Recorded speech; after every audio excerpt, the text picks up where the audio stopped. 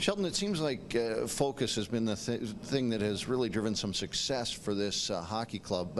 How do you see it, and how does it lean on some success? I think that really has been a big thing here. Just, as the playoffs move along with each game that you play, I think our team just becomes more and more comfortable with itself and figuring out what really works for us this time of year.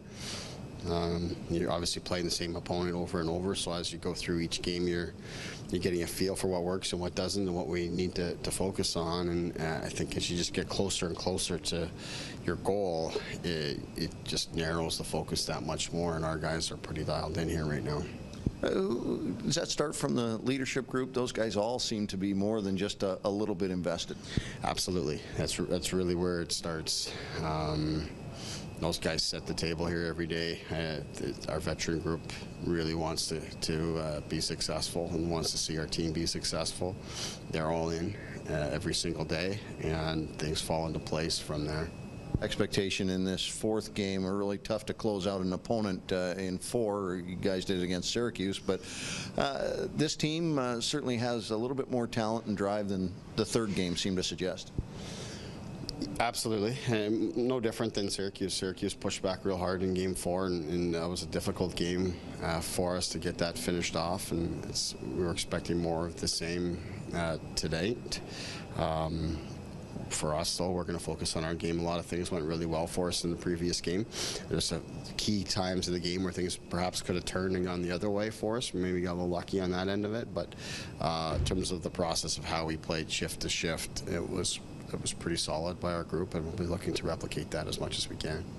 How much of relief is it in the morning when you know you can pencil Garrett's name in or Calvin? It's got to be a great deal of relief to a coach that, if you have to use one or the other, it's going to be generally a very good show. Yeah, both guys all season have been very reliable for us. The goaltending and the defending has been a real staple for us all season, penalty killing, all that type of stuff, and you come to expect it as a team, and it's part of your identity. And I think, you look at the chances and shots that we gave up in the previous game. I think our guys as a team are committed to protecting our goaltenders and making life as easy as possible on them. But certainly when there's cracks in the armor, you've got somebody you can rely on there. How low maintenance is Garrett? Leave that to Piero.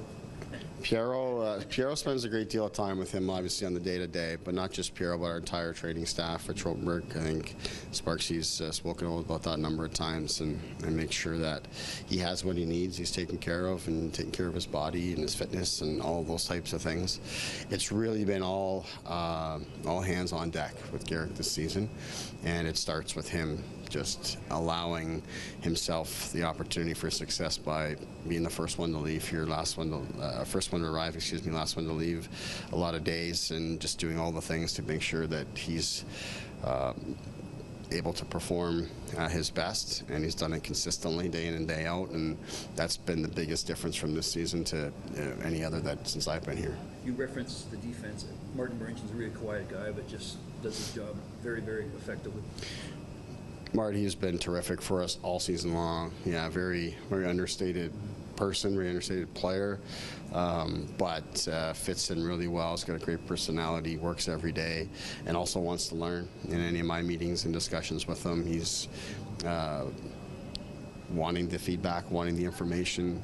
Rob Davidson, same thing when he's engaged with him. So he's been very, very solid for us in all regards, and obviously a huge part of our penalty kill, but he's chipped in a lot on offense, which maybe doesn't show up all the time on the score sheet, but it keeps the puck out of our end greatly with how he moves it. I know it's not your call, but do you see a time when you might battle for a spot in the NHL again? Yeah, it's obviously not my call, but I think he's done what he's needed to do this season, which is just to have a solid season, be a big part of a successful team. That's what we talked about when he came down here. The one thing with Marty, because of the time that he spent in the NHL, is you think he's older than he really is. I think there's lots of runway left there for him, and he's taken a lot of steps, and most importantly, probably just finding his confidence this season.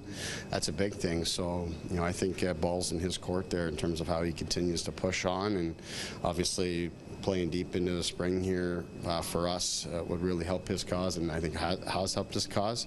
The less hockey that's available for people to watch, then the more 52 comes up on people's radar, so that's good for him. How valuable has it been for Timothy to have a role model like that? Yeah, terrific.